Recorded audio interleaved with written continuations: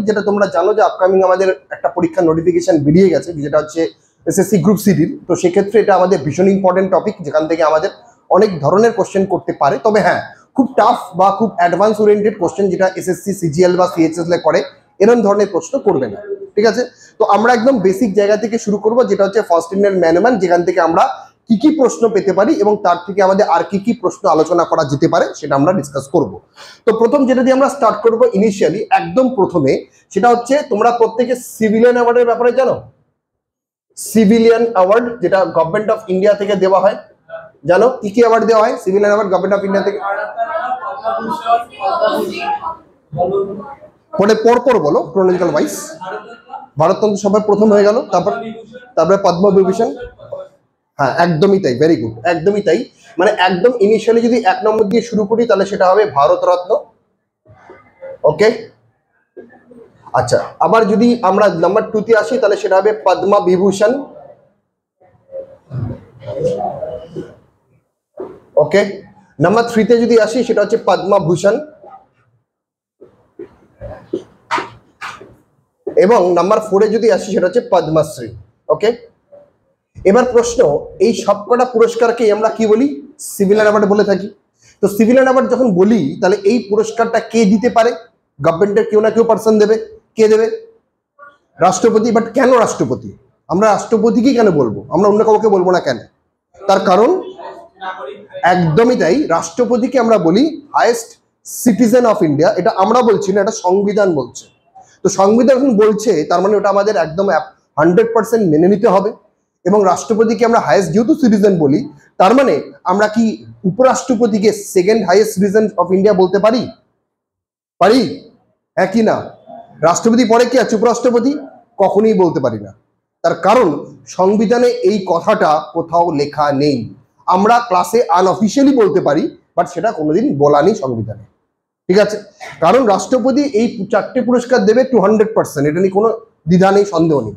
কিন্তু ওই কারণে ওই সময় যদি রাষ্ট্রপতি উপস্থিত না থাকতে পারেন, তাহলে ওই জায়গায় পুরস্কার যিনি দেন তিনি হচ্ছেন উপরাষ্ট্রপতি। এটা যেহেতু উনি প্রেজেন্ট নেই তার জন্যে, কিন্তু এই কারণে উপরাষ্ট্রপতিকে কিন্তু আমরা second highest citizen of India কিন্তু বলতে পারি না।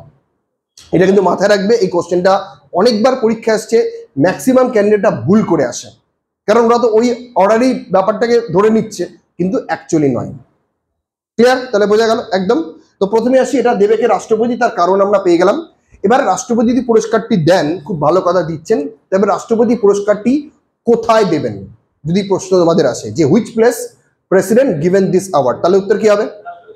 রাষ্ট্রপতি ভবন। কিন্তু এটা রাষ্ট্রপতি ভবন যদি আমি না বলে পার্লামেন্ট যদি বলি, তাহলে এটা কি অ্যাপ্রোপ্রিয়েট হবে না? Yes or no? রাষ্ট্রপতি তো পার্লামেন্টে আসতেই পারেন। যখন আমাদের জয়েন্ট সেশন হয়, যারা তোমরা সংবিধানে পড়েছো, সে সময় জয়েন্ট সেশনটা কল কে করে? রাষ্ট্রপতি করে। তাহলে রাষ্ট্রপতি পার্লামেন্টে আসছেন, তাহলে রাষ্ট্রপতি পার্লামেন্টে আসেন, তাহলে রাষ্ট্রপতি কেন তাহলে পার্লামেন্টে পুরস্কারটা দেবেন না, যেখানে আমাদের দেখা যাচ্ছে যে বোথ হাউস পার্লামেন্টে প্রেজেন্ট থাকছে, যেখানে রুলিং পার্টি অপোজিশন পার্টি সেটাও প্রেজেন্ট থাকছে, তাহলে আমরা সেখানে কেন দেব না? তার কারণ নিয়ম হচ্ছে ওখানে অ্যাওয়ার্ড দেওয়ার কোনো নিয়ম নেই। নিয়মটা হচ্ছে আমি যদি আজকে ভারতরত্ন বা 4টে বাকি 3টে অ্যাওয়ার্ডের জন্য নমিনেট হই, তাহলে আমাকে রাষ্ট্রপতির কাছেই যেতে হবে, সেটা রাষ্ট্রপতি ভবনে। কিন্তু এই কোশ্চেনটাও যখন একবার পরীক্ষা এসেছিল, তাও ছেলেমেয়েরা ভুল করে এসছে। বলবে কেন স্যার এত সোজা কোশ্চেন তাও ভুল করলো কেন? তার কারণ অপশানে রাষ্ট্রপতি ভবন লেখাই ছিল না। এবার যদি রাষ্ট্রপতি ভবন লেখা না থাকে তাহলে কি ছেড়ে দিয়ে আসবো? না। জানবে প্রত্যেকটা দেশের রাষ্ট্রপতি ভবনের আলাদা করে নাম রয়েছে। যেমন ইন্ডিয়ার ক্ষেত্রে কি রয়েছে? ইন্ডিয়ার ক্ষেত্রে যেমন নামটাকে আমরা রাইসিনা হিল বলে থাকি, ঠিক তেমনি আবার ইউএসএ প্রেসিডেন্ট হাউসকে আমরা হোয়াইট হাউস বলে থাকি। তো সেই কারণে অপশনসে যখন এই কোশ্চেনটা করবে, তো দেখবে অপশনে রাইসিনা হিল এই কথাটি লেখা আছে কিনা। যদি রাইসিনা হিল কথাটি লেখা থাকে তাহলে জানবে এটাই হবে আমাদের কারেক্ট অ্যান্সার। বলো বুঝতে পারলে কিনা? ক্লিয়ার? এবার দেখো, এখান থেকে আর একটা প্রশ্ন আমরা পেতে পারি। রাষ্ট্রপতি পুরস্কার রাইসিনা হিলে দিচ্ছেন, খুব ভালো কথা। তো পুরস্কারটা দেবেন কবে? এই পুরস্কারটা প্রত্যেক বছর দিতে হবে এরকম কিন্তু কোনো বাধ্যবাধকতা নেই। তাহলে আমরা দেখতে পেতাম যে 2019 সালে রাষ্ট্রপতি এই পুরস্কারটা দেওয়ার পরে 20, 21, 22, 23 এই 4টে বছরে এই পুরস্কারটি দেওয়া হয়নি। পুরস্কারটি দেওয়া হয়েছে 2024 সালে, এবং সেটা দেওয়া হয়েছে 3জনকে নয়, টোটাল 5 জন ব্যক্তিকে। এবং কেন 5 জনকে দিল সেটা আমি আসবো। তার কারণ ভারতরত্নের যে কোর কমিটি রয়েছে, সেই কোর কমিটিতে যিনি হেড তিনি হচ্ছেন প্রেসিডেন্ট অফ ইন্ডিয়া, যার কথার পরেই কিন্তু এই পুরস্কারটা দেওয়া হয়। এবং সেইখানে কমিটিতে রুল আছে যে এই পুরস্কারটা যদি কোনো ব্যক্তিকে একটা বছরে কাউকে দেওয়া হয় তাহলে সেটা মিনিমাম 0 হতে পারে, দেব না কাউকে, সেটা একজনও হতে পারে, সেটা দুজনও হতে পারে, এবং সেটা ম্যাক্স টু ম্যাক্স 3 জন হবে, তার বেশি হবে না। এটাই রুল। 3 জনের বেশি কাউকে দেওয়া যাবে না, এটা নিয়ম 3 জন। কিন্তু 2024 সালে আমরা এক্সেপশনাল কেস পেয়েছি যেখানে 5 জন আমরা পেয়েছি, সেটা আমরা পরে আসছি, কেন 5 জন সেটা আমরা আসছি। কোনটা? এটা প্রথমবারই 5 জনকে দেওয়া হয়েছে। এটা ভারতরত্নের হিস্ট্রিতে ফার্স্ট টাইম 5 জনকে দেওয়া হয়েছে, যেটা জেনারেলি হয় না, এটা নেই। তোমরা উইকিপিডিয়া ঘেটে দেখে নাও, কোনো বছরের তোমরা 5 জন পাবে না। ক্লিয়ার? ব্যাপারটা বোঝা গেল? তাহলে এবার পুরস্কারটা দেবে কবে? এবার দেখো, এইটা দেওয়ার জন্য একটা গুরুত্বপূর্ণ বিষয় আছে। কোশ্চেনটা আমরা পরীক্ষায় আপাতত কোনোদিন পিএসসি বা এসএসসি বা যেটা আমরা স্কুল সার্ভিসের কথা বলছি কোনোদিন করেনি। এটা একমাত্র ইউপিএসসি পরীক্ষায়, কম্বাইন্ড ডিফেন্স সার্ভিস এবার পরীক্ষায় কোশ্চেনটা এসেছিল যে পুরস্কারটা রাষ্ট্রপতি বছরের কোন দিনটাতে দেবে। এবার জেনারেলি 4টে অপশন ছিল। কি কি অপশন ছিল তোমাদের আমি বোর্ডে লিখবো। একটা অপশন ছিল অপশন এতে, তার নাম হচ্ছে 26 জানুয়ারি। অপশন বিতে ছিল 15 অগস্ট। অপশন সিতে ছিল তার নাম 25 জানুয়ারি, এবং অপশন ডিতে ছিল ইভ অফ 26 জানুয়ারি। এই কোশ্চেনটাই করেছিল ইউপিএসসি সিভিল সার্ভিস, কেন কম্বাইন্ড ডিফেন্স সার্ভিসে করেছিল, যেখানে 4টে অপশন এটাই ছিল। তো ছেলেমেয়েরা যারা কোশ্চেন করেছে তারা ম্যাক্সিমাম উত্তর করেছে অপশন এ 26 জানুয়ারি। তার কারণ কি? তার কারণ এই দিনটা আমরা সেলিব্রেট করি, তার নাম রিপাবলিক ডে, তাই তো? এটা আমরা জানি প্রত্যেকে। আবার ঠিক তার পাশাপাশি আমরা 15 অগস্ট কি সেলিব্রেট করি, তার নাম ইন্ডিপেন্ডেন্স ডে, এটা আমরা সেলিব্রেট করি। তাহলে এই যে দিনগুলোতে যেটা সেলিব্রেট করা হয়, তো সেইখানে কিন্তু আমাদের কিছু নিশ্চয়ই কোনো কারণ আছে বলি সেলিব্রেটটা করছে, নাহলে কিন্তু করতো না। তো এবার বিষয় হচ্ছে এই যে দুটো দিনের মধ্যে ম্যাক্সিমাম ছেলেমেয়েরা যারা, ধরো আমি 100% ক্যান্ডিডেট যদি কম্বাইন্ড ডিফেন্স সার্ভিস যদি পরীক্ষা দিয়েছিল সেবারে, ধরে নিচ্ছি আমি 99% ক্যান্ডিডেটস উত্তর করেছে 26শে জানুয়ারি, আর রিমেনিং 1% যারা ছিল তারা উত্তর করেছে 15 August because of independence day. কিন্তু অনেকে আমরা জানি না ইন্ডিপেন্ডেন্স ডেতে রাষ্ট্রপতি কিন্তু কোনো পুরস্কার দেন না, এটা নিয়ম নেই, রুলস এর মধ্যে পড়ে না। কোনো ইন্ডিপেন্ডেন্স ডেতেই তোমরা দেখবে রাষ্ট্রপতি পুরস্কার কাউকে দেওয়া হয় না, যাই দেওয়া হয় সবটাই কিন্তু দেওয়া হয় 26 জানুয়ারি, যেটা রিপাবলিক ডে। এবার তার মানে অপশন উত্তর আমাদের কারেক্ট, এটা আমরা বুঝতে পারছি। কিন্তু এই দুটোর মধ্যে এটা ইউপিএসসি পরীক্ষা এখন এসছে, তার মানে ভাববার বিষয়, এত সোজা কোশ্চেন ইউপিএসসিতে দেবে না। এইটা কিন্তু দুটোই ভুল উত্তর, একটা উত্তর কারেক্ট হবে না, এটাই হচ্ছে ব্যাপার, একটা উত্তর কারেক্ট হবে না। তাহলে বলতে যখন কারেক্ট হচ্ছে না, তাহলে অপশন সি ডি এর মধ্যে কারেক্ট হবে। তার আগে আমার জানতে হবে যে ইভ এই কথাটির মানে কি, what do mean about Eve. অনেকে হয়তো ভাবতে পারে ইভ মানে হচ্ছে ইভিনিং, তাই তো? আমি শর্টে লিখেছি হোয়াটসঅ্যাপ কেস, হোয়াটসঅ্যাপে যখন সবাই শর্টে মারে বিকজ, মানে বিকজ, BCOZ। আমি ইভিনিংটাকে আমার হয়তো পেনের কালি নেওয়া পড়েছে, তাই ইভিনিংটাকে শর্টে আমি ইভ চালিয়ে দিয়েছি। না, এটা ভুল কথা। ইভ ক্রিসমাস পার্টি আমরা কথাটা বহুবার শুনেছি, তার মানে কি? ইভ ক্রিসমাস পার্টি কথাটা মানে হচ্ছে 25শে ডিসেম্বর যে আমরা ক্রিসমাস ডে সেলিব্রেট করি, তার আগের দিনকে বলা হয় ইভ বা পূর্বে। এর একটা ইংলিশ মিনিং আছে, ইভটাকে বলি আমরা আগে বা পূর্বে। তার মানে যদি ইভ অফ 26 জানুয়ারি বলে, তার মানে আগের দিন, মানে কোন দিনটা বোঝানো হচ্ছে? 25শে জানুয়ারি। তাহলে অপশনে সিতে অলরেডি 25 জানুয়ারি রয়েছে, আবার কেস খাবো। তাহলে কোনটা হবে কারেক্ট অ্যান্সার স্যার? না, উত্তর সি হবে না। উত্তর কি হবে, ডি হবে কিনা সেটা আমি বলবো। একটা গোটা দিন মানেটা কি? মানে 24টা ঘন্টা, 24 আওয়ার্স। কিন্তু এই যে ইভ অফ 26 জানুয়ারিতে কথাটা বলছে, এটা কিন্তু গোটা সারা দিনটার কথা বলছে না। ইভ অফ ক্রিসমাস পার্টি আমরা সকালবেলা দাঁত মেজে চলে যাই না পার্টি করতে, চলো আমরা পার্টি করব, চলো। রাষ্ট্রপতি সারাদিন ধরে বলবে আসো বাবা আমি বসে আছি, তোমাদেরকে পুরস্কার দেবো, তোমরা যখন খুশি তখন চলে আসবে, না, এটা রুল নেই। রাষ্ট্রপতি ঢোকার আগে আমার রাষ্ট্রপতি ভবনে 1 ঘন্টা আগে পৌঁছতে হবে। উনি আসবেন, সব তারপরে ন্যাশনাল অ্যানথেম হবে, সবাই উঠে দাঁড়াবে, হবে, তারপরে 1 by 1 অ্যানাউন্সমেন্ট হবে এবং দেওয়া হবে। এটা হচ্ছে নিয়ম। তো এটা হচ্ছে কিছুটা সময়ের জন্য দেওয়া হয়, সারাদিন ধরে দেওয়া হয় না। তাই সেই ক্ষেত্রে উত্তরটা হবে অপশন ডি, ইভ অফ 26 জানুয়ারি, এটাই হবে কারেক্ট অ্যান্সার। কজন জানে উত্তরটা? তো উত্তর কেউ ডি এর দিকে তাকাবেই না, প্রথমে ভাবে ইভিনিং, স্যার তাকাবো না, মানে 26 তারিখ ইভিনিং এর কথা বলছি। আরে 26 তারিখ ইভিনিং এ কোনো প্রোগ্রামই হয় না, বন্ধ হয়ে গেছে প্রোগ্রাম। তো কুচকাওয়াজ তো সকালই হয়ে শেষ হয়ে যায়, ও কি ইভিনিং হবে নাকি প্রোগ্রাম? এই কি নাইটে নাকি? নাইট পার্টি হচ্ছে, রাষ্ট্রপতি আসবে, চলো আমরা ডিস্কো করি, পুরস্কার দেবো না। তো এই ভুলগুলোই কিন্তু আমাদের বেসিক্যালি হয়, তার জন্য আমরা এখানে একটা আলোচনা করে দিলাম। এবার আমরা আসবো এখান থেকে কি কি ধরনের প্রশ্ন আমরা এক্সামসের জন্য পেতে পারি, সেগুলো আমরা লিখবো। সেটা যদি তোমাদের জিজ্ঞেস করা হয়, এখানে আমরা মেল ফিমেল মার্চ করেই তোমাদেরকে বলবো। যদি বলা হয় যে first Indian to receive Bharat Ratna পুরস্কার, এবার এখান থেকে স্টার্ট করো তোমরা, দেখো first Indian to receive Bharat Ratna পুরস্কার। শুধু সর্বদা দেখছেন একা পাননি, 3 জন পেয়েছিল। কে বা কারা কারা? তো লেখো নাম্বার 1, লেখো ডক্টর সর্বপল্লী রাধাকৃষ্ণন। লেখো ডক্টর সর্বপল্লী রাধাকৃষ্ণন। হ্যাঁ একদম, আমি শর্টে বলছি, মেল ফিমেল উল্লেখ করার দরকার নেই। যেটা মেল হবে তোমরা নাম বুঝেই বুঝতে পারবে, যেটা ফিমেল হবে সেটা নাম বুঝেই তোমরা বুঝতে পারবে। তো আবার বলছি, ডক্টর সর্বপল্লী রাধাকৃষ্ণন, যার জন্য আমরা প্রত্যেকটা বছর টিচার্স ডে সেলিব্রেট করে থাকি, আমরা জানি। নেক্সট ব্যক্তি নাম্বার 2-তে আসবে ডক্টর সিভি রমন। নেক্সট ব্যক্তি 2-তে আসবে ডক্টর সিভি রমন। এবং থার্ড ব্যক্তি যিনি আসবেন তার নাম চক্রবর্তী রাজা গোপালাচারী। থার্ড ব্যক্তি যিনি আসবেন তার নাম চক্রবর্তী রাজা গোপালাচারী। তো আশা করি তোমরা প্রত্যেকেই বুঝতে পারলে কি আমি বলতে এখানে চাইছি। ওকে, এবার এই যে 3 জন ব্যক্তির কথা বললাম, এই 3 জন ব্যক্তি যারা একই সঙ্গে ভারতরত্ন পুরস্কার পেয়েছিল 1954 2 জানুয়ারি। লেখো 1954 2 জানুয়ারি তারা পেয়েছিল। কারণ এখন পরীক্ষাতে আমি দেখতে পাচ্ছি ইয়ার শুধু নয়, ডেটটাও জিজ্ঞেস করছে, 2 জানুয়ারি। ঠিক আছে, একটু আশ্চর্য লাগছে না? এতক্ষণ ধরে স্যার বোঝালো ইভ অফ 26 জানুয়ারি, আর আপনি এখন বলছেন 2 জানুয়ারি। এটা কি হলো স্যার? খেলবো না তাহলে? খেলতে হবে না, কাউকে খেলতে হবে না। প্রথম দিকে গভর্নমেন্টের কোন পার্টিকুলার ডেটটা দেওয়া হবে সেটা গভর্নমেন্টের ডিসাইড করা ছিল না। 2 জানুয়ারি, নট 26 জানুয়ারি। তাহলে কি এত কিছু বলতাম? বোঝা গেল? ক্লিয়ার? Next one. এবার এইটা যে 3 জনের কথা বললাম, খেয়াল করে দেখো প্রত্যেকে কিন্তু মেল। তাহলে ফিমেলরা বানের জলে ভেসে আসেনি, ফিমেলটাও বলতে হবে।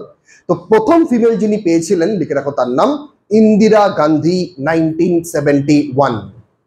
জাস্ট খালি পাশে যেটা মেল হবে মেল লিখে নেবে, যেটা ফিমেল হবে ফিমেল লিখে নেবে, ব্যাস। তোমরা নিজেরা পড়বে, বন্ধু বান্ধবদের দিও না, তাহলে কিন্তু তা কিছু পেয়ে যাবে। হ্যাঁ ফিমেল, আর লেখার দরকার নেই বারবার কোশ্চেনটা, খালি পাশে ফিমেল লিখে রাখো, তাহলেই হয়ে যাবে। 1971, নট 51। 50 মানে পুরস্কারটা দেওয়াই তো শুরু হলো না। হ্যাঁ, ইন্দিরা গান্ধী 1971। ঠিক আছে, বোঝা গেল? আশা করি কারো কোনো কোশ্চেন নেই, থাকলে বলবে। চলে যাবো পরবর্তী কোশ্চেনের দিকে। এখান থেকেই যদি প্রশ্ন এইভাবে করে যে first Indian to receive Bharat Ratna, same question, first Indian to receive Bharat Ratna as a classical music singer. আবার বলছি, first Indian to receive Bharat Ratna as a classical music singer. তো হ্যাঁ বলো, এম.এস. সুবলক্ষ্মী। আচ্ছা বেশ, আর কেউ আছে কি? আছে আছে আছে, আরো আছে। হ্যাঁ, কবে গান গাইলো কাকুটা? উনি তো বাজিয়েছে। হ্যাঁ, কাকু গান গাইনি, কাকু বাজিয়েছে। Music singer. একটা জিনিস তোমাদের বলি, ভালো করে মন দিয়ে শুনে রাখবে, ভালো করে মন দিয়ে। আমাদের বর্তমান ভারতে, শুধু ভারতবর্ষ নয়, টোটাল ওয়ার্ল্ডে, ওয়ার্ল্ড বললেই বরঞ্চ এটা বেটার হবে, এমন একজন ব্যক্তি আছেন ভারতীয় যে সারা বিশ্ব জুড়ে গান গেয়ে চলেছেন এবং প্রচুর নাম করেছেন এবং আরো ভবিষ্যতে করবেন। তার নাম কি? হ্যাঁ, এ.আর. রহমান। আর কেউ আছে? ওটা ভুলে যাও, উনি রহমান পুরনো হয়ে গেছে, নতুন নতুন। হ্যাঁ, রিকি কেজ ছেড়ে দাও, আরো পুরনো হয়ে গেছে, ছেড়ে দাও। আরে তুমি আমাদের ভারতের কথা বলো না, যেটা আমাদের বর্তমানে পশ্চিমবঙ্গে অবস্থিত। এত দূরে যাচ্ছ কেন? তার নাম অরিজিৎ সিং। ছেড়ে দাও না, অত দূরে যাচ্ছ কেন? অরিজিৎ সিংকে 2025 সালে গভর্নমেন্ট অফ ইন্ডিয়া একটা পুরস্কার দিয়েছে, তার নাম পদ্মশ্রী সম্মান, যেটা অরিজিৎ সিং অনেক কম বয়সে পেয়েছেন, যেটা এই গানের জগতে এত কম বয়সে পুরস্কারটা আগে কেউ পায়নি। এটা উনি দেখিয়ে দিয়েছেন করে যে আমি পারি, এবং যে ফেলিওর থেকে আমি সাকসেস হতে পারি সেটা উনি দেখিয়ে দিয়েছেন এবং সেটা দেখাচ্ছেন, ভবিষ্যতে আরো দেখাবেন। এবার অরিজিৎ সিং এই পুরস্কারটা দেওয়ার পরে অনেক এই নিয়ে ঝামেলা হয়েছে। যারা বড় বড় সিঙ্গার, সোনু নিগম পায়নি, কেন দিল এই নিয়ে অনেক ঝামেলা করেছে। আমায় কেন দিল না, ওকে কেন দিল? ও করতে পেরেছে, তুমি পারোনি তাই। বিষয় হচ্ছে অরিজিৎ সিং যে ধরনের গান করে সেই গানে ওকে এই পুরস্কারটা গভর্নমেন্ট দিয়েছে, ভবিষ্যতে এটাও দেবে, কিন্তু ভবিষ্যতে কোনোদিন 1 নম্বর পুরস্কারটা দেবে না। বলবে স্যার কেন দেবে না স্যার 1 নম্বর পুরস্কারটা? কোনোদিন দেবে না অরিজিৎ সিংকে। তার কারণ অরিজিৎ সিং যে ধরনের গান গায় সেটা কোনো ক্লাসিক্যাল মিউজিক নয়। গভর্নমেন্টের রুল আছে যে আমি যাকে পুরস্কারটা দেব গানের জন্য সেটা শুধুমাত্র ক্লাসিক্যাল মিউজিকই হতে হবে। সেটা হিন্দুস্তানি ক্লাসিক্যাল হতে পারে অথবা কার্নেটিক ক্লাসিক্যাল হতে পারে। এই দুটো ছাড়া ক্লাসিক্যাল মিউজিক আর হয় না। অরিজিৎ সিং এই দুটোর মধ্যে একটাতেও আসে না। হ্যাঁ, এবারে ইন ফিউচার যদি কোনোদিন অরিজিৎ সিং ক্লাসিক্যালে ভালো কিছু করতে পারলো, ডেফিনেটলি গভর্নমেন্ট দেবে। কারণ এখানে কোনো পলিটিক্সের কোনো ব্যাপার নেই। যদি থাকতো তাহলে প্রথম পুরস্কার মমতা ব্যানার্জি পেত, কিন্তু সেটা সম্ভব নয়। বলবে তা কিসের জন্য পাবে? বেস্ট হিন্দি বলার জন্য। ওনারও একটা কারণের আছে, তো সেটা পেত। সুতরাং এখানে কোনো পলিটিক্স কাজ করে না পলিটিক্স। যে যোগ্য সে ডেফিনেটলি পাবে। ক্লিয়ার? ওকে, তাহলে এখানে প্রথম ব্যক্তি যিনি আসবেন, ফিমেলের কথা তোমরা আগে বলেছো, ঠিক উত্তর দিয়েছো, লিখে রাখো তার নাম MS সুব্বালক্ষ্মী। আগে ফিমেলটা লিখবো, লেখো MS সুব্বালক্ষ্মী। লেখো কোনটা? Indian, no male female, Indian to receive Bharat Ratna as a classical music singer. Yes, এইটা যেন মেনশন করা থাকে কোশ্চেনে, তবেই উত্তর আমরা নিয়ে খেলবো, নাহলে খেলবো না, পরিষ্কার কথা। ঠিক আছে, আবার বলছি, the first Indian female to receive Bharat Ratna. আবার বলছি, ফিমেল কেন বললাম, সরি, আমারই বলাটা ভুল হলো, এটা শুধু মেল ফিমেল বাদ দিয়ে বলছি। The first Indian to receive Bharat Ratna as a classical music singer. যদি শুধুমাত্র মেলের জন্য আলাদা করে কিছু পাই, ফিমেলের জন্য আলাদা কিছু পাই, তো ডেফিনেটলি তোমাদের আমি বলে দেবো, ডোন্ট ওয়ারি। ক্লিয়ার? তাহলে প্রথম ফিমেল যার কথা তোমরা বললে, লেখো তার নাম MS সুব্বালক্ষ্মী। লিখেছো? কিন্তু কত সালে স্যার? 1998। একদমই তাই, MS সুব্বালক্ষ্মী। ঠিক আছে, স্পেশাল কি না, কার্নেটিক ক্লাসিক্যাল মিউজিক সিঙ্গার। এই স্পেশালিটিটা অবশ্যই আমরা লিখবো, কার্নেটিক ক্লাসিক্যাল মিউজিক সিঙ্গার। ওকে, দ্বিতীয় ব্যক্তিও পেয়েছেন, কে? সেই ব্যক্তির নাম হলো লতা মঙ্গেশকর। ইনিও একজন গায়িকা, 2001। ওনার কেস হচ্ছে হিন্দুস্তানি ক্লাসিক্যাল মিউজিক সিঙ্গার। ওনার কেসটা হবে হিন্দুস্তানি ক্লাসিক্যাল মিউজিক সিঙ্গার, যার নাম লতা মঙ্গেশকর হলো। আর 3 নম্বর যে ব্যক্তি আসবে সেটি মেলে আসবে, তার নাম হলো পণ্ডিত ভীমসেন যোশী। কি বলতে চাইলো শোনো, আবার মানে যে বাজাবে সে আওয়াজ করবে, কোনো মানে আছে কি? ভুলে গেলে চলবে না, তাহলে কেস হয়ে যাবে, চাকরি হবে না। এমনি পশ্চিমবঙ্গের অবস্থা যা অবস্থা আমরা তো জানি। পণ্ডিত ভীমসেন যোশী। আমার একটাই স্লোগান সবসময় দেব, বয়স যখন আমার কচি, অ্যাপ্লাই করবো আমরা সেন্ট্রাল গভর্নমেন্ট, ব্যাস, পরিষ্কার কথা। ঠিক আছে, প্রথম আমাদের ভারতবর্ষ না, বিশ্বের মধ্যে রেকর্ড ঘটনা, শুনে নাও সবাই, এদিকে তাকিয়ে, রেকর্ড ঘটনা, সরকারি চাকরিও চলে যায়, সেটা একমাত্র পশ্চিমবঙ্গেই ঘটে, কোন স্টেটে আজ অব্দি হয়নি। ঠিক আছে, কোন স্টেট, এর কাদের হয়? যারা টেম্পোরারি চাকরি করে তাদের। হ্যাঁ, তাদের এটা ইনিশিয়ালি বলা থাকে তোমাদের চাকরিটাই কন্ট্রাকচুয়াল বেসিস, কখন চলে যাবে আমি কিন্তু দায় নই। আর এই চাকরিটা আমরা যেটা করছি পার্মানেন্ট চাকরি, সেটাও চলে যাচ্ছে, সেটা পশ্চিমবঙ্গে হয়েছে। সুতরাং যখন এটাই আমি বলবো, বয়স যখন অল্প, সেন্ট্রাল গভর্নমেন্টে আমরা অ্যাপ্লাই ম্যাক্সিমামটাই ফোকাস করবো। ওকে, চলো, ইয়ারটা হচ্ছে 2009। লেখো 2009। ঠিক আছে, বোঝা আসতে পারছো তো? মানে ঢুকছে তো মগজে? না ঢুকলে বলবে। চলো পরেরটা আসবে। আমরা ঠিক একইভাবে এখান থেকে আবার সেম কোশ্চেনে আসবো, the first Indian to receive Bharat Ratna. Same question, তাই বারবার লেখার দরকার নেই, সেম কোশ্চেন। ভারত রত্ন দিয়ে লিখবে পোস্টথমাসলি। আবার বলছি, first Indian to receive Bharat Ratna posthumously. আমি স্পেলিংটাও তোমাদের বলে দিচ্ছি, POSTUMASHLY,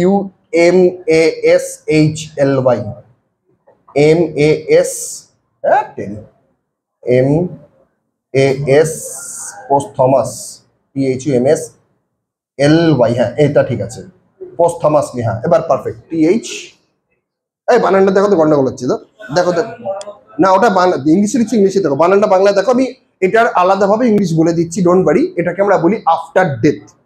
একটু বানানটা দেখে আমায় বলো, গন্ডগোল হয়ে যায় বানানটা। পোস্টটা তো ঠিক আছে, তারপরে তারপরেরটা বলো, দাঁড়াও, পিওএসটি টি পোস্ট, তারপরে এইচ, জোরে বলো, টি এইচ ইউ, এমও ইউএসএলওয়াই, বাহ বাহ, তার থেকে আফটার ডেথ পড়া ভালো, ঠিক আছে। বাংলায় কি আমরা বলি মরণোত্তর সম্মান, যারা বাংলায় জানতে চাইছো লিখে রাখতে পারো, তার নাম মরণোত্তর সম্মান। ওকে, এবার আসি, এটা মেল ফিমেল দুটোই আমরা পাবো। মেলের মধ্যে প্রথম যিনি পাবন তার নাম লেখো লাল বাহাদুর শাস্ত্রী। এটার আমরা মেলের মধ্যে ফার্স্ট যে নেমটাকে পাবো, লেখো তার নাম লাল বাহাদুর শাস্ত্রী, 1966। ওকে, আর এটার মধ্যেই আমরা ফিমেলকে যাকে পাবো, লেখো তার নাম অরুণা আসাফ আলী। হ্যাঁ কি পান মানে, হ্যাঁ উনি পেয়েছিলেন প্রথম 1966-এ পোস্টমাসলি। হ্যাঁ ভারতরত্ন, মানে লেখনি কোশ্চেনটা, আমি ভারতরত্ন বলেছিলাম তো, হ্যাঁ সেটাই, তাহলে ও মিস করে গেছে হয়তো। মিস করো না, পরে বাড়ি থেকে অন্য ভুলভাল পড়ে ফেলবে। প্রথম লাল বাহাদুর শাস্ত্রী মেল, আমি সালটা দেখলাম না, তাহলেই তুমি বুঝতে পারবে, 1966। আর ফিমেলটাকে, তার নাম অরুণা আসাফ আলী, কত সাল, লেখো 1998, লেখো 1998, ঠিক আছে। আমরা মেলে আরো এরকম অনেক এক্সাম্পল পাবো, কিন্তু ফিমেলে আমরা একটাই পেয়েছি, ফিমেলে অনলি ওয়ান পিস, ঠিক আছে। কারণ 2024 সালে ম্যাক্সিমাম যারা ভারতরত্ন পেয়েছে তারা সবাই পোস্টমাসলি, সবাই, শুধু একজন যিনি জীবিত এখনো আছেন উনি বাদ দিয়ে সবাই পেয়েছেন পোস্টমাসলি। হ্যাঁ একদম, উনিও মোটামুটি ওর নিমুড়িব অবস্থা হয়ে এসছে, প্রদীপ নিবে খুব শিগগিরই, ওরও হয়ে এসছে। চলো পরে কোশ্চেনে আসবো। এবার যে কোশ্চেনে আমরা আসবো, এই আসতে লেখো সেম কোশ্চেন, লেখো first Indian two received, the first Indian to receive Bharat Ratna as a Bengali. First Indian to receive Bharat Ratna as a Bengali. হ্যাঁ একদমই তাই, তার নাম ডক্টর বিসি রয় বা বিধান চন্দ্র রয়। ভেরি গুড, হ্যাঁ অ্যাজ এ বেঙ্গলি। বাকি যাদের নাম বলেছে এরা কেউ বাঙালি নয়, তাহলে এই কোশ্চেনটা আসতোই না। তার নাম লেখো ডক্টর বিসি রয় বা বিধান চন্দ্র রয়। কোন ইয়ারে, ইয়ারটা লেখো 1961। ক্লিয়ার, বোঝা গেল। এটা এখনো ফিমেল বাঙালি নেই, মানে তার জন্যই বলবো না। পরে কোশ্চেনে আসবো একইভাবেই, লেখো the first Indian man, the first man লিখো না, দ্য ফার্স্ট ইন্ডিয়ান, এক সেকেন্ড বলো, 1961। দাঁড়া কোশ্চেনটা একটু ভেবেই বলি, তারপর লেখো। আচ্ছা এটা এটা এটা এটা এটা আচ্ছা এইভাবে লেখো, ফার্স্ট রিসিভড ভারত রত্ন, ইন্ডিয়ানটাও লেখার দরকার নেই, হ্যাঁ শুধু লেখো ফার্স্ট রিসিভড ভারত রত্ন, দিয়ে লেখো যেটা এক্সেপশনাল কোশ্চেন আমাদের হবে, তার নাম আউটসাইড অফ ইন্ডিয়া। একদমই তাই, আউটসাইড অফ ইন্ডিয়া। হ্যাঁ first received Bharat Ratna আউটসাইডস of India. তাহলে যেটা উত্তর আমাদের হবে, ফার্স্ট অফ অল যেটা বললো তার নাম খান আব্দুল গফর খান, লেখো খান আব্দুল গফর খান। এটার ইয়ারটা হচ্ছে লেখো 1987, ইয়ারটা লেখো 1987। নেক্সট পরেরটা লিখবে, তার নাম নেলসন ম্যান্ডেলা, নেলসন ম্যান্ডেলা, ইয়ারটা হচ্ছে 1990, ইয়ারটা হচ্ছে 1990। তো আমার প্রশ্ন আশা করি বুঝতে পারছো, এটা কেউ ভারতীয় নয়। খান আব্দুল গফর খান কোথাকার, ঘন্টা আফগানিস্তান, হ্যাঁ। আর নেলসন ম্যান্ডেলা কোথাকার, সাউথ আফ্রিকা। বোঝা গেল, ক্লিয়ার। পরের কোশ্চেন এবার আসবো। দেখো ভারততন্ত্র থেকে আমরা কতগুলো ভ্যারাইটি কোশ্চেন আমরা পেয়ে গেলাম, দেখতে পাচ্ছ তো। এবার দেখো পরেরটায়, the first Indian received Bharat Ratna. একটু হাত চালাও তাড়াতাড়ি, এত স্লো হাত চললে কি করে হবে বলো তো? পূজায় হেভি বুঝেছো না, হাত পা জ্যাম হয়ে গেছে বুঝতে পারছি, হাত পা ফাস্ট করো। এবারে পুজো এখনো তো কাটেনি, এখনো বাকি আছে না, সেটাই। এখনো আছে, ঠিক আছে। চলো আবার কোশ্চেন লিখি, the first Indian to receive Bharat Ratna as a instrumentalist. তাহলে স্পেশাল কেসটা কি হবে? The first Indian to receive Bharat Ratna as a instrumentalist কি হবে? এটা হবে পণ্ডিত রবিশঙ্কর। ইয়েস, এবার গিয়ে উত্তর হবে পণ্ডিত রবিশঙ্কর। তাহলে বুঝতে পারলে কেন পণ্ডিত রবিশঙ্কর আগের কোশ্চেনটা হলো না, মানেটা বুঝতে হবে, ঠিক আছে। পরীক্ষায় গিয়ে আমাদের একটা হরমোন খুব অ্যাক্টিভ হয়ে যায়, যার নাম অ্যাড্রিনালিন হরমোন। আমরা কমন পেয়ে বিশেষ করে গোল টোল করে ইয়াস ইয়াস ইয়াস অনেক কিছু করি, বাড়ি গিয়ে দেখি সব কেস হয়ে গেছে, ঠিক আছে। তাই আগে আগে ভালো করে পড়বে, উত্তর দেবে, কারণ ক্লাসিক্যাল মিউজিক সিঙ্গারে অপশানে কিন্তু পণ্ডিত রবিশঙ্কর থাকবেই, 200% থাকবে। কেন? ওরা চাইবে তুমি ভুলটা করো, আমি তো তোমায় চাকরি দেবো না, এটা তো আমার দায়িত্ব, তোমায় আমি চাকরি দেবো না, তোমাকে ছিনিয়ে নিতে হবে, ঠিক আছে। তো এটা হলো আমাদেরকে, তার নাম পণ্ডিত রবিশঙ্কর। কোন জিনিস বাজিয়েছেন? একদমই তাই, তার নাম সেতার। এবং এনাকে 1999 সালে দেওয়া হয়েছে ভারতরত্ন পুরস্কার। এনাকে 1999 সালে দেওয়া হয়েছে ভারতরত্ন পুরস্কার, ঠিক আছে। ভ্যারাইটি গুলো বুঝতে পারছো তো? শুধু দেখো ভারতরত্নই শুধু বললাম, কতগুলো কোশ্চেন শুধু ভারতরত্ন থেকে। এবার একটু কোশ্চেন থেকে বেরোবো, মানে ভারততন্ত্র থেকে বেরোবো অ্যাকচুয়ালি। পরের কোশ্চেন যেটা আসবো, যেটা আমরা মেল ফিমেল বোধ বলতে পারবো, যে first Indian two received Jnanpith পুরস্কার। আবার বলছি, first Indian two received Jnanpith পুরস্কার। এই জ্ঞানপীঠ পুরস্কার যাকে আমরা highest literature of India award বলে থাকি। এই জ্ঞানপীঠকে আমরা কি বলি বলে থাকি? লিখে রাখো, জ্ঞানপীঠ, যেটাকে আমরা বলে থাকি highest literature award of India. এটাকে আমরা বলে থাকি highest literature award of India, ঠিক আছে। একটা ইনফরমেশন তোমাদের দিয়ে রাখি, এটা কোনোদিন গন্ডগোল করবে না। সেটা হলো, ভারতবর্ষে যত রকম হাইয়েস্ট অ্যাওয়ার্ড রয়েছে সব পুরস্কারই রাষ্ট্রপতি দেন, এটা রুল। এবার অনেক সময় দেখা যায় যে অ্যাওয়ার্ড দিতে গিয়ে হয়তো আমার কথা নাও মিলতে পারে, বলবে স্যার কি হলো, এই পুরস্কার রাষ্ট্রপতি না দিয়ে উপরাষ্ট্রপতি দিচ্ছে, হয়তো রাষ্ট্রপতি প্রেজেন্ট নেই তার জন্য উপরাষ্ট্রপতি দিচ্ছে, কিন্তু নিয়ম হচ্ছে যত হাইয়েস্ট অ্যাওয়ার্ড হবে সব রাষ্ট্রপতি দেবেন। Clear? Highest literature award of India. Okay, তো প্রথমে আমরা মেলের কথা যেটা বলবো, নামটা একটু ডিফিকাল্ট কিন্তু লিখবো তবু আমরা। তার নাম জি শঙ্কর কুরুপ। তার নাম হচ্ছে জি শঙ্কর কুরুপ। হ্যাঁ হ্যাঁ, উনি হচ্ছেন জি শঙ্কর কুরুপ। হ্যাঁ, লেখো জি শঙ্কর কুরুপ, KURUP। ওকে, জি শঙ্কর কুরুপ হবে আমাদের ফার্স্ট অ্যান্সার। এবং এই পুরস্কারটা উনি পেয়েছিলেন ইন দ্য ইয়ার অফ 1965। কত সালে? দেখো 65-এ পেয়েছিলেন পুরস্কারটা এই ব্যক্তি। হলো, এবার এটারই যদি আমরা ফিমেল ফরম্যাটে আসি কি হবে? ইয়েস, তার নাম হবে আশাপূর্ণা দেবী, 1965। আর ফিমেল ফরম্যাটটা হবে আশাপূর্ণা দেবী। এর ইয়ারটা কি হবে? ইয়ারটা হবে 1976। এর ইয়ারটা হবে 1976, ঠিক আছে।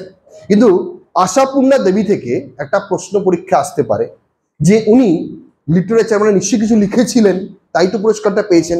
কি লিখেছিলেন? একদমই তাই, তার নাম প্রথম প্রতিশ্রুতি। একদমই তাই, এটা আমাদের WBSSC যে স্কুল সার্ভিস পরীক্ষাটা রয়েছে বা সামনে WBSI পরীক্ষা যেটা রয়েছে, আসতেই পারে এই ধরনের কোশ্চেন। তার নাম হচ্ছে প্রথম প্রতিশ্রুতি। ক্লিয়ার? বোঝা গেল? এবার এখানে একটা ছোট টুকরো কোশ্চেন বেরোবে। কি টুকরো বেরোবে? জি শঙ্কর কুরুপ ভারতীয় কিন্তু বাঙালি নয়, আশাপূর্ণা দেবী ভারতীয় কিন্তু বাঙালি। তার মানে ফিমেলে আমরা যদি বাঙালি হিসাবে কোশ্চেনটাকে তুলি তাহলে আশাপূর্ণা দেবী এটাই উত্তর হবে, কিন্তু মেলে হলে তো হবে না বস, কারণ জি শঙ্কর কুরুপ নাম দেখেই বুঝতে পারছি বাঙালি নয়। তাহলে মেলে যদি প্রথম বাঙালির কথা বলা হয় এই পুরস্কারে, তাহলে যেটা উত্তর হবে তার নাম তারাশঙ্কর বন্দ্যোপাধ্যায়। তাহলে কোশ্চেনটা কি হবে? কোশ্চেনটা সেমই হবে, খালি এটাই লিখবে তোমরা যে first Indian first Indian received Jnanpith পুরস্কার, দেখো ফার্স্ট ইন্ডিয়ান রিসিভড জ্ঞানপীঠ পুরস্কার as a Bengali. First Indian received Jnanpith পুরস্কার অ্যাজ এ বেঙ্গলি। ক্লিয়ার? তাহলে যদি বেঙ্গলির কথা বলি তাহলে উত্তর হবে, তার নাম লিখে ফেলো তোমরা, তারাশঙ্কর বন্দ্যোপাধ্যায়। ইয়ার হবে 1966, ইয়ার হবে 1966। মানে এটা আমরা ওভারঅল এই অর্ডারে প্রথম বাঙালিও বলতে পারি, কারণ আশাপূর্ণা দেবী 76-এ পেয়েছিল, 10 বছর বাদে পেয়েছিল, ইনি 10 বছর আগে পেয়েছেন। ঠিক আছে, তো ইনিও নিশ্চয়ই কিছু লিখেছেন। কি লিখেছিলেন প্রশ্ন আসতে পারে, গণদেবতা। ইনি যেটা লিখেছিলেন, লেখো তার নাম গণদেবতা, তার নাম তারাশঙ্কর বন্দ্যোপাধ্যায়। ওকে, বলতে পারলাম। পরে কোশ্চেনে আসবো। এবার যে কোশ্চেনে আসবো এখানে আমরা মেল ফিমেল বোথ অর্ডারই বলতে পারবো। সেটা হলো যে first Indian two received, first Indian two received, আবার বলছি লেখো ফার্স্ট ইন্ডিয়ান টু রিসিভড, বারবার লেখার দরকার নেই, ডট ডট দিয়ে চলে যাও, রিসিভড লেখো দাদা সাহেব ফালকে পুরস্কার। আবার বলছি, হ্যাঁ ভানুয়াতে প্রথম নয়, ভানুয়াতে কোনদিন পানি নি, ছেড়ে দাও। আবার বলছি the first Indian two received, first Indian two received দাদা সাহেব ফালকে পুরস্কার। যারা এই ব্যাপারটা জানো না তারা এটা অবশ্যই লিখে নেবে। এই পুরস্কারটিকে আমরা বলি highest film award of India. এই পুরস্কারটিকে আমরা বলি, লিখে রাখো, highest film award of India. Okay, এটা আমাদের একটা ইম্পর্টেন্ট প্রশ্ন। এবার বিষয় হচ্ছে এই যে পুরস্কারটি যাকে দেওয়া হয়, প্রথম যিনি পেয়েছিলেন তিনি একজন ফিমেল পেয়েছিলেন, প্রথম ফিমেল, তার নাম দেবিকা রানী, তার নাম দেবিকা রানী। এবং এই পুরস্কারটি দেবিকা রানী 1969-এ পুরস্কারটি পেয়েছিলেন। এই পুরস্কারটি দেবিকা রানী 1969-এ পেয়েছিলেন, যার নাম দেবিকা রানী। ওকে, ক্লিয়ার? এবার প্রশ্ন এখান থেকে আরেকটা বিষয় আসতে পারে, সেটা হচ্ছে এই দেবিকা রানী এই পুরস্কারটি পেলেন যাকে আমরা বলে রাখি মাদার অফ ইন্ডিয়ান সিনেমা। এটা আমরা লাস্ট ক্লাসে যারা একত্রিত আমরা পড়েছিলাম সেখানে তো বলেওছিলাম তোমাদেরকে আমি, এনাকে বলি আমরা মাদার অফ ইন্ডিয়ান সিনেমা। তাহলে সিনেমার যদি আমরা মাদারকে পাই, ডেফিনেটলি ফাদারও থাকবে। ফাদারকে না, ফাদার যার নামেই পুরস্কারটা দেওয়া হয়, যার নাম ধুন্দিরাজ গোবিন্দ ফালকে বা দাদা সাহেব ফালকে, এনাকে বলি আমরা ফাদার অফ ইন্ডিয়ান সিনেমা। বোঝা গেল? ক্লিয়ার? এবার এই সেম ক্যাটাগরিতে আমরা আর একটা ইনফরমেশন পাবো, সেটা হচ্ছে ফিমেল, সরি ফিমেল তো বললাম, মেল পাবো। তাহলে মেলের ক্ষেত্রে কি হবে? মেল যদি জিজ্ঞেস করা হয়, যেটা আমাদের লাস্ট পেয়েছিল মিঠুন চক্রবর্তী, আমরা জানি প্রত্যেকে, এটা আমাদের কাছে কারেন্ট অ্যাফেয়ার্স, কিন্তু প্রথম মেল হলেন, তার নাম লেখো বীরেন্দ্রনাথ শেখর। যদি প্রথম মেলের কথা বলি আমরা, তাহলে লিখে রাখো তার নাম বীরেন্দ্রনাথ শেখর, যিনি প্রথম মেল এই পুরস্কারটি পেয়েছিলেন 1970-তে। আবার বলছি, যিনি প্রথম মেল এই পুরস্কারটি পেয়েছিলেন 1970-তে, বীরেন্দ্রনাথ শেখর। ক্লিয়ার একদম? আর যে বিষয়টা তুমি বললে ভানু আথাইয়া, উনি কোনোদিন এই পুরস্কারটি পাননি। ঠিক আছে? আর এই পুরস্কার অর্থাৎ দাদাসাহেব ফালকে এবং জ্ঞানপীঠ পুরস্কার দুটোর মধ্যে মিল আছে। মিলটা কোথায় আছে? দুটো পুরস্কারই গভর্নমেন্ট অফ ইন্ডিয়া দেয়, রাষ্ট্রপতি দেয়, অল ওকে। কিন্তু যেটা আমরা জানি না, এই পুরস্কারের জন্যে নমিনেট একজনই হয়, আর সেই ব্যক্তি পুরস্কার পান। ভালো করে শুনে রাখো, এই পুরস্কারের ক্ষেত্রে দুটোর ক্ষেত্রেই নমিনেট একজনই হয়, পুরস্কারও একজনই হয়।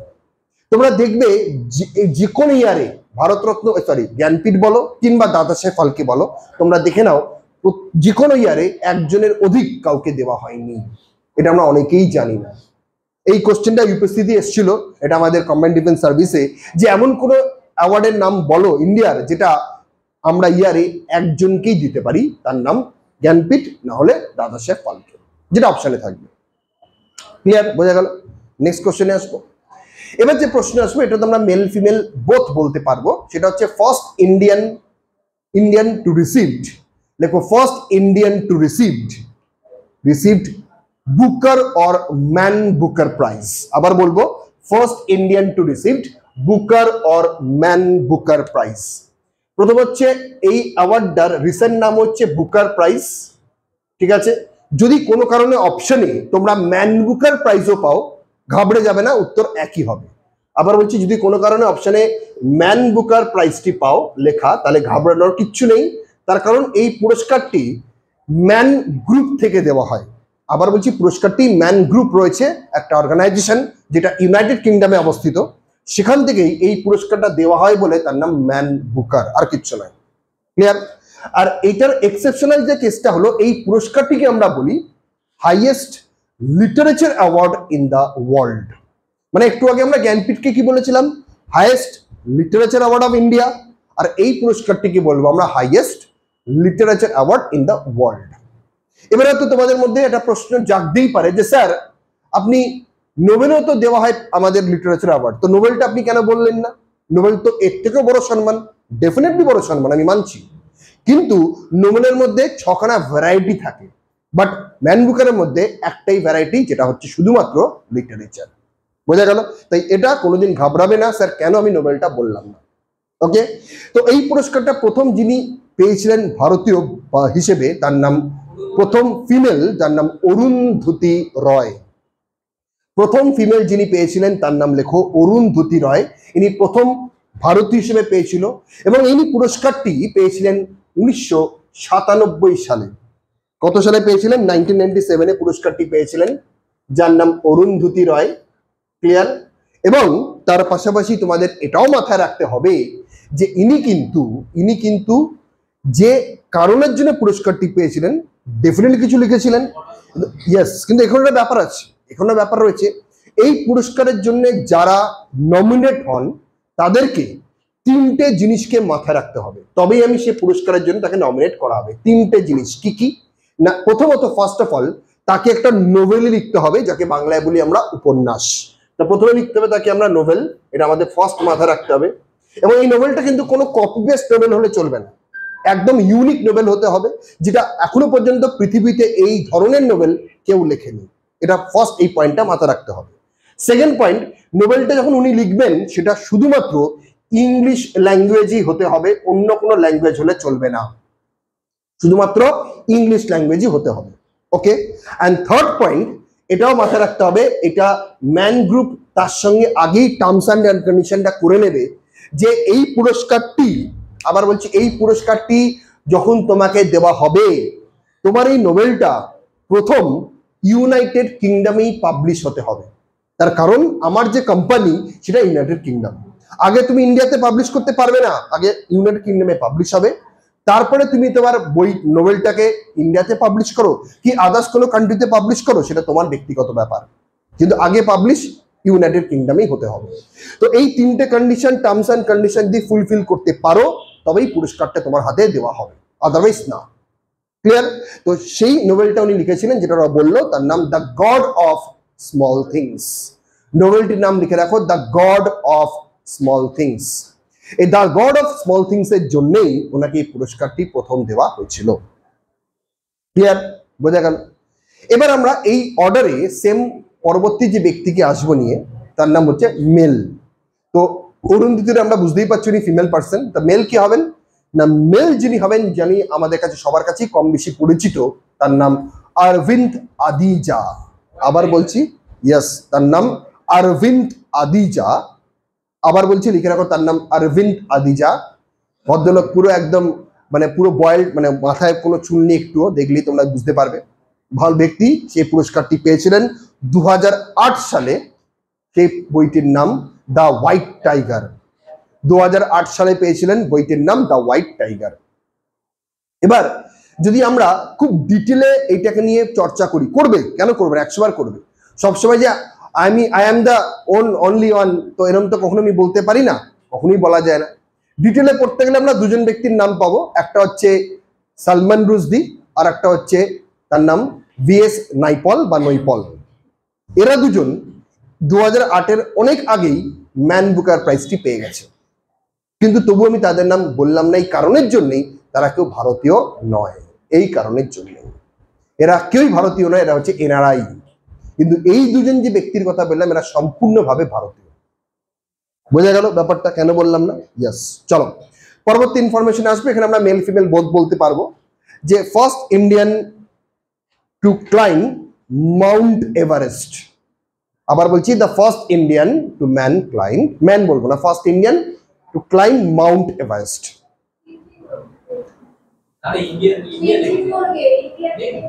একদম একদম নেপালি ভারতীয়। আর যে নেপালি ভারতীয়রা WBCS অফিসার হয় না, তাহলে তো বলতাম ভাই তুই তো নেপালি, তাহলে তুই কেন বিশেষ পরীক্ষা দিলি? তো নেপালে থাকার কথা না, এরা নেপালি ভারতীয়। ঠিক আছে, মানে এরা ম্যাক্সিমাম সব দার্জিলিং এ বসবাসকারী। যারা ম্যাক্সিমাম দার্জিলিং এ বসবাস করেন প্রত্যেকের অনেক নেপালিকে আমরা দেখতে পাবো, তারা সবাই নেপালি ভারতীয়। ঠিক আছে, বোঝা গেল একদম। তো এইটার ক্ষেত্রে প্রথম যে ব্যক্তির নাম বলেই দিল, তার নাম হবে তেনজিং নোরগে। এই কোশ্চেনটা যতটা সোজা ততটাই কঠিন যদি বলা হয় কত সালে উঠেছিলেন। এসব আর কে নোরগে কে ঘোরগে এসব জিজ্ঞাসা করবে না, এগুলো পরীক্ষার সব পাতি কোশ্চেন হয়ে গেছে। দূর, এসব কোশ্চেন আসবেই না। এখন মমতার সময়, এখন এসব কোশ্চেন দেয় থরি। ঠিক আছে, কোশ্চেন আসবে কোন মন্ত্রী কত টাকা স্ক্যাম করেছে বলো, 4টে অপশন। এখন এইসব কোশ্চেন আসবে, তাই না? তো যাক গিয়ে না, এসব দেবে না, তাহলে পুরো পরীক্ষা আগুন চলে যাবে, আপনিও না, ছেড়ে দাও। ঠিক আছে, তো ইয়ারটা হচ্ছে 1953, ইয়ারটা হচ্ছে 1953, এবং উনি যার সঙ্গে উঠেছিলেন তার নাম স্যার এডমন্ড হিলারি। কিন্তু এই কাকুটার নাম বলবো না এই কারণের জন্য, কাকুটা ভারতীয় নয়। এই হলো ব্যাপার। তাহলে কোশ্চেন পিএসসি মিসলেনিয়াস 2009 এটাই এসেছিল, কাকুটা কোন দেশের? এই কোশ্চেনটাই পিএসসি মিসলেনিয়াস প্রিলিমসে কোশ্চেন করেছিল 2009-তে। উনি হচ্ছেন নিউজিল্যান্ডের বাসিন্দা, যার নাম স্যার এডমন্ড হিলারি। বোঝা গেল?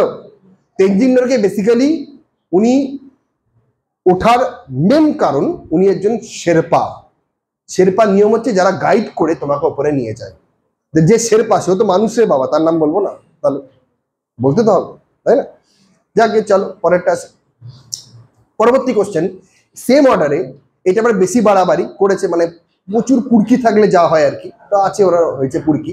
সেটা হচ্ছে সেম কোশ্চেন, খালি একটাই লিখবো, উইদাউট অক্সিজেন। ঠিক আছে, পুরকির চরম লেভেলে, বুঝেছো? ওখানে গিয়ে শ্বাস প্রশ্বাস নিতে পারবে কিনা জানি না, তবু অক্সিজেন ছাড়াই উঠে গেছে মাউন্ট এভারেস্টে। হ্যাঁ হ্যাঁ, ঠিক বলেছো। দেখি মুখটা দেখি কে বললো? এই তো, ভেরি গুড। তুমি ক্লাসটা করেছিলে না? করেছিলে? এই ক্লাসটা করেছিল আগে? এটা আমি করেছিলাম, আমি জানি, কিন্তু তোমাদের মার্ক ছিল কিনা সিঙ্গেল ছিল আমি জানি না। যদি করে থাকো তাহলে ডেফিনেটলি উত্তরটা ঠিকই দিয়েছো। তার নাম ফু দর্জি। ফু দিয়ে মানে ফু দিয়ে উড়িয়ে দিও না কিন্তু, PHOO, ফু নয়, ফু ফু বাচ্চি মুখ দিয়ে, ওটা নয়, PHOO, তারটা পরে দর্জি। ইনিও নেপালি ভারতীয়, ফু দর্জি। ঠিক আছে, এটা আমাদের বাঙালিরা পারে। যখন পেটে বড় বাংলা পড়ে যাবে দেখবে, পারবো না, আমিও পারবো, দেখবি। তারপর গিয়ে দেখবে শেষ হয়ে গেল। তো ইনি গেছিলেন 1984-এ, তার নাম ফু দর্জি। ঠিক আছে, তাহলে আমরা এটার এক্সেপশনাল কেস পেলাম। এবার আমরা একই অর্ডারেই ফিমেলে চলে আসবো, সেম। তো ফিমেলে প্রথম কোন কাকিমা গেছিল?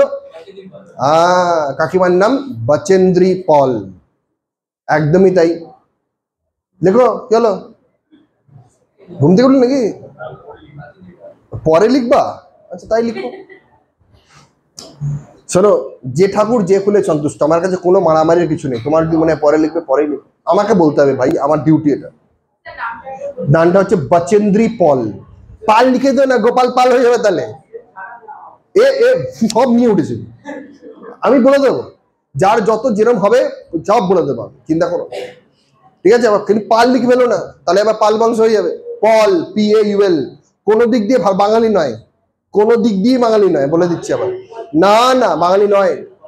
পল ভেবে ভাবলে হয়তো বাঙালি, হ্যাঁ, গিয়ে বললে হয়তো কাকিমা কেমন আছে, বুঝতেই পারবে না হয়তো কি বলছি।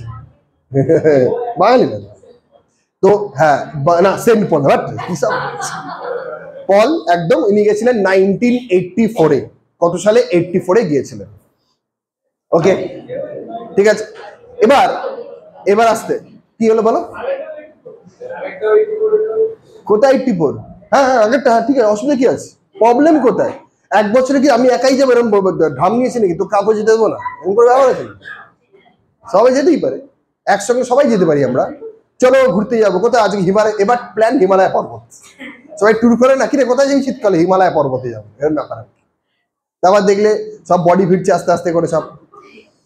যাকে তো এবার বিষয় হচ্ছে এখানে পরের কোশ্চেনে যদি আমরা মেলের, এটা মেলের মধ্যে পাইনি, ফিমেলে পাবো, যে same question, first Indian to climb mount Everest for 2 times। নামটা শুনে মনে হচ্ছে না কেমন, এটা মেয়ে মেয়ে ছেলে ছেলে গন্ধ পাচ্ছি, ছেলে গন্ধ পেও না, এটা মেয়ে মানুষ, এটা ছেলে মানুষ নয়। তার নাম Santosh Yadav. Same first Indian climb mount Everest for 2 times, মানে দুবার উনি গিয়েছিলেন, দুবারই উনি চ্যাম্পিয়ন হয়েছিলেন।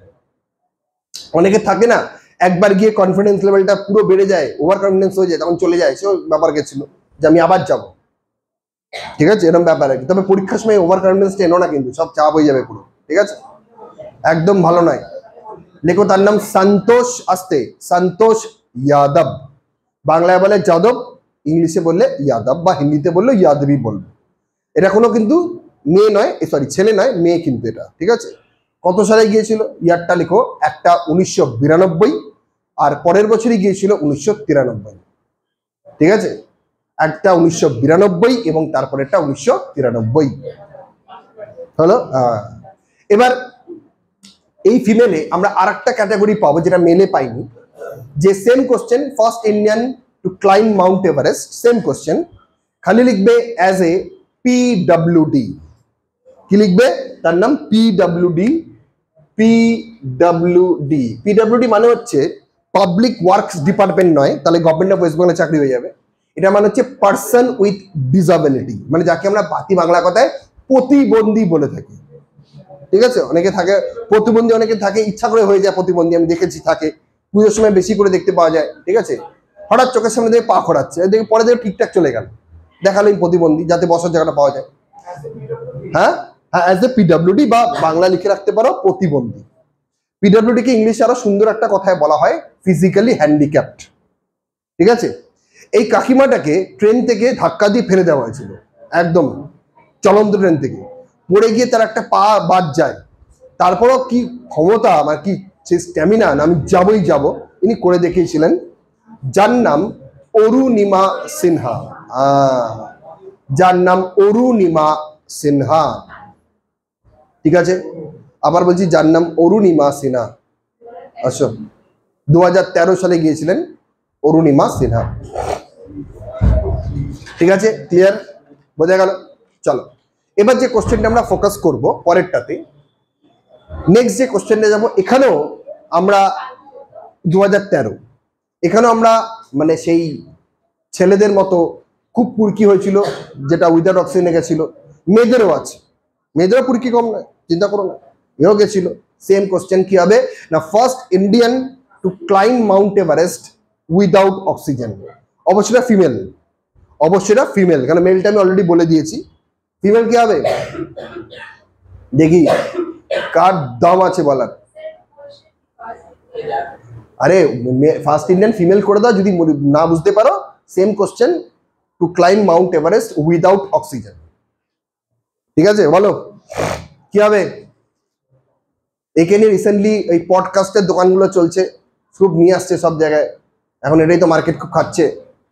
তার নাম লেখো হলো আমাদের ভারতীয় পশ্চিমবঙ্গের, তার নাম পিয়ালি বসাক। পিয়ালি বসাক, হ্যাঁ, ফার্স্ট ইন্ডিয়ান, যদি মনে করো ফিমেল লিখতে চাই ফিমেল লিখতে পারো, to climb mount Everest without oxygen, without oxygen, তাহলে লেখো তার নাম পিয়ালি বসাক, ঠিক আছে। খুব রিসেন্ট গেছিল, 2023 না হলে 2022, 22 তো হবে না, 23 কি 24-এর মধ্যেই হবে, গেছিল খুব রিসেন্ট। হ্যাঁ হ্যাঁ, না ব্যাপারটা তা নয়, ব্যাপারটা হচ্ছে আমি বলে দিই, এটা আমরা অনেকে ভুল ভাবি, ইয়ার কি মানি বলে।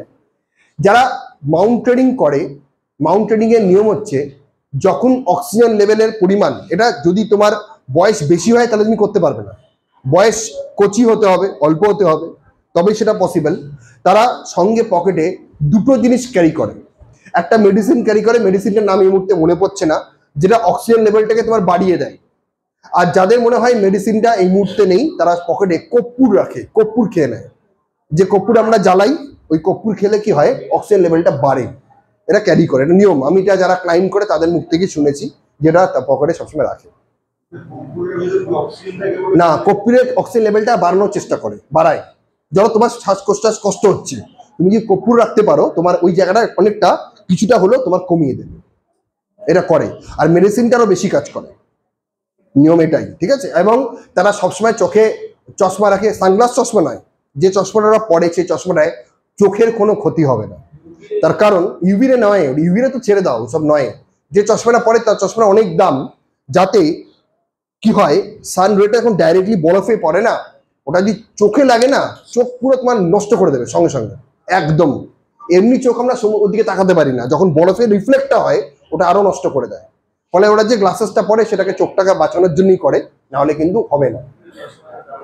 অনেক দাম ওই চশমা, ইউভির চশমাটা নয়, অনেক দাম, এটুকু বলতে পারি, দাম অনেক প্রচুর। এই তোমাদের রেব্যান থেব্যান থেকে অনেক দাম, ঠিক আছে। কেন ওদের সব থেকে ম্যাক্সিমাম যেটা দামটা হয়, বিশেষ করে যারা ক্লাইম্ব করতে যায়, সেটা হচ্ছে শু আর হচ্ছে গ্লাস, সব থেকে ম্যাক্সিমাম দামটা পড়ে। যে শু ওরা ইউজ করে সেই শু তুমি পরে রাস্তায় হাঁটতে পারবে না, ঠিক আছে। তোমার প্রচুর অনেক, তোমার হয়তো সামনে ট্রেন বারাসাত লোকাল, তুমি হচ্ছে দাঁড়া ভাই যাচ্ছি, মানে তুমি হাঁটতেও পারবে না, এতটা ওয়েটি হয় এগুলো, ঠিক আছে। শুধুমাত্র বরফে ক্লাইম্ব করার জন্য সুবিধা হয় আর কি। চলো পরেরটা আসবো। আচ্ছা, এবারে যেটা আমরা ডিসকাস করব, এখানে মেল ফিমেল দুটো ফরম্যাটেই হবে। সেটা হচ্ছে ফার্স্ট ইন্ডিয়ান, দেখো first Indian speaker of Lok Sabha, পড়া উচিত, basic question. First Indian speaker of Lok Sabha, হ্যাঁ ভেরি গুড, একদমই তাই, জি ভি মাভালাঙ্কার। দেখো জি ভি মাভালাঙ্কার অথবা গণেশ বাসুদেব মাভালাঙ্কার, লেখো জি ভি মাভালাঙ্কার অথবা গণেশ বাসুদেব মাভালাঙ্কার, যিনি প্রথম লোকসভার কি হয়েছিল, স্পিকার হয়েছিলেন। আর এটারে যদি আমরা ফিমেল ফরম্যাটে আসি, সেম,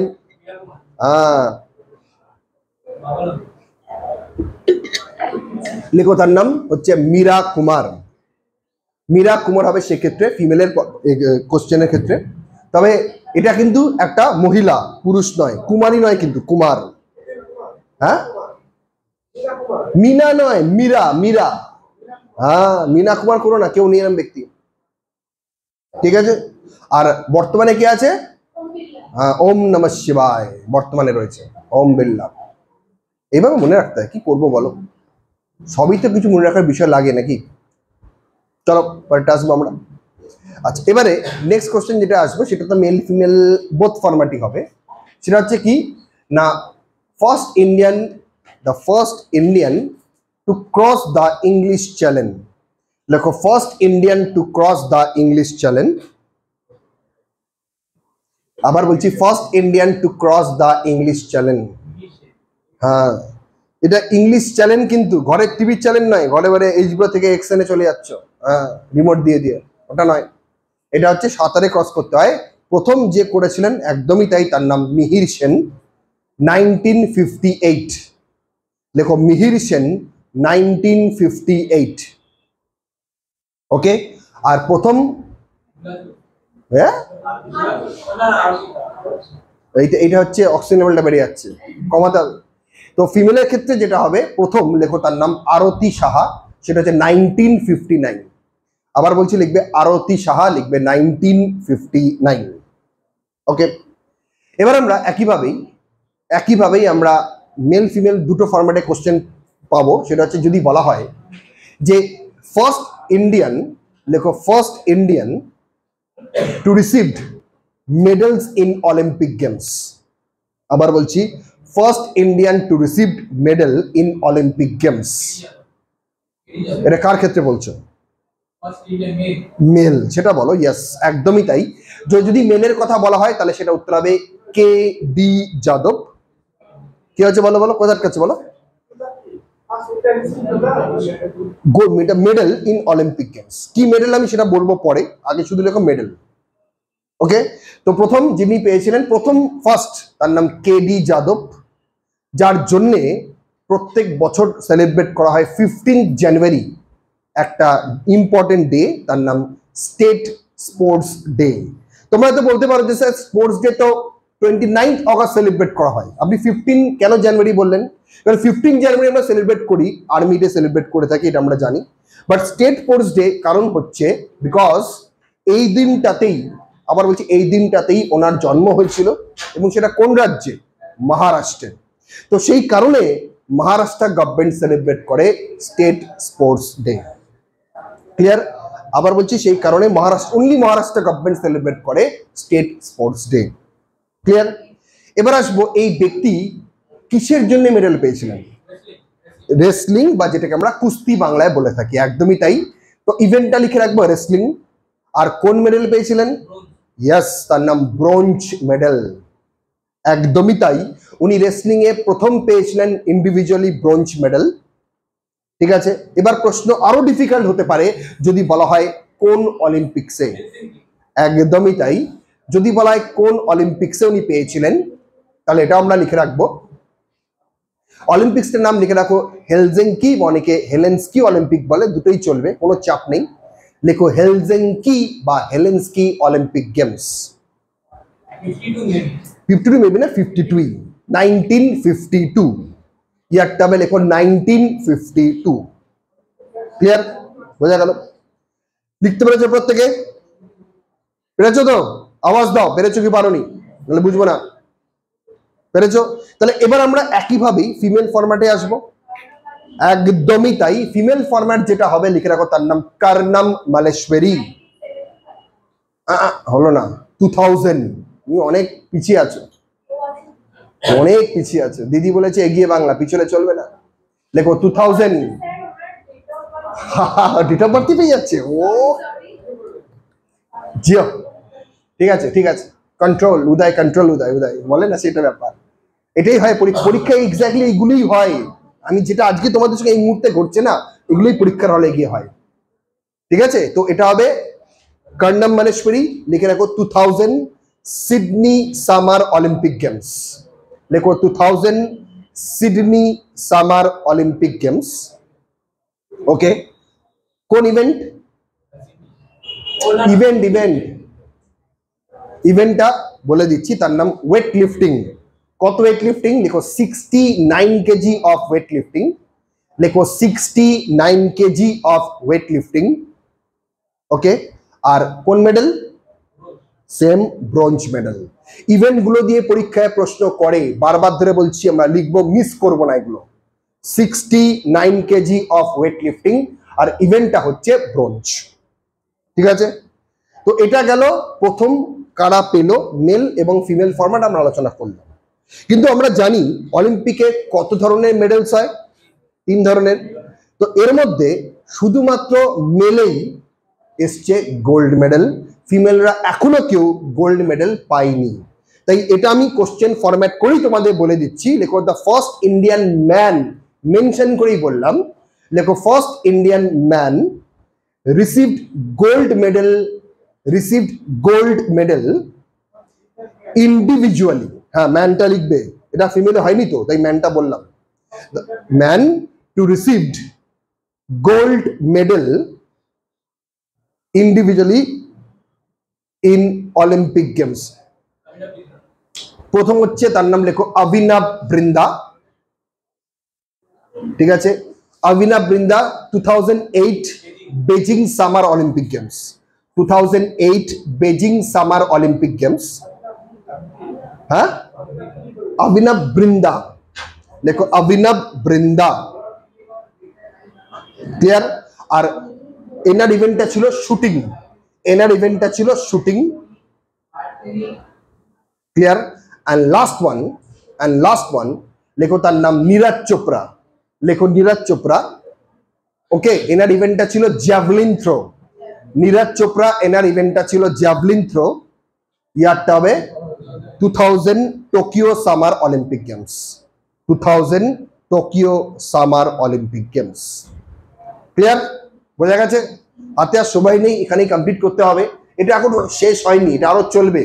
আমি যার জন্য তোমাদের মেল ফিমেল একসঙ্গে বলার চেষ্টা করলাম, যাতে আমাদের একই সঙ্গে সাইমালটেনিয়াসলি দুটোই হবে। তো যেটুকু তোমাদেরকে বললাম, বলো বুঝতে পারলে কিনা? ইচ অ্যান্ড এভরিওয়ান বলো, যেটুকু এখনো পর্যন্ত বললাম বোঝা গেল কিনা বলো, বলো পেছন দিকে, বুঝতে পেরেছো? কোন সালে? টোকিও, হয়তো 2000 সাল টোকিও সামার অলিম্পিক গেমস। ঠিক আছে, বোঝা গেল? ব্যাস।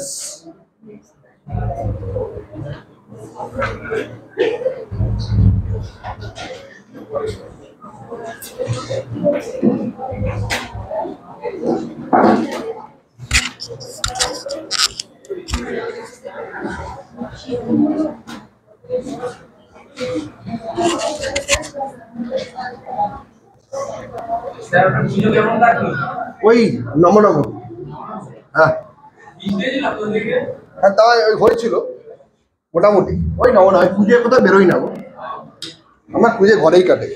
সকালে ঘুমাই, রাত্রে ঘুমাই, দুপুরেও ঘুমাই, কারণ আমার পুজো ভিড় মা পোষায় না। আমাদের পাড়ার মানে বড় বড় সব পুজো হয়, আমি একটাও দেখতে পাই।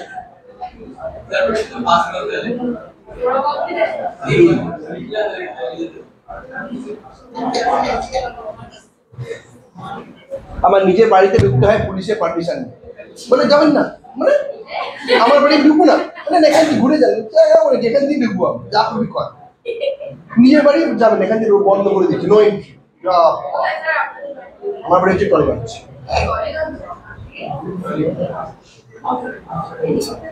বুঝছেন?